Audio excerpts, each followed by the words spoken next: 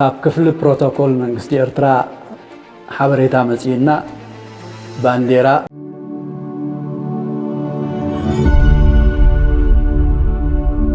ሓደዋን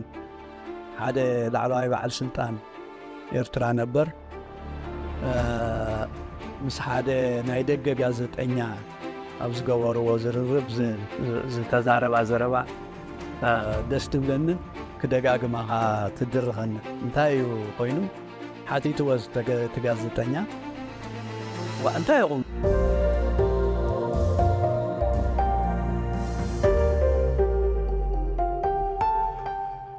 ድዕሪው ኣብ ታሕሳስ 16 ሓደ ምንቅስቃስ ተላዒሉ 4 ፕሬዚደንትታት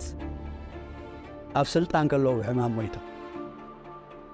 4 ፕሬዚደንትታት ከዓ ተቐንሲሎም እቲ ኣብ አዲስ አበባ ንዝነበሩ ኤምባሲታት ቴሌፎናት እናደወልካ ወያኔ መፁ ኣለዉ ሕጂ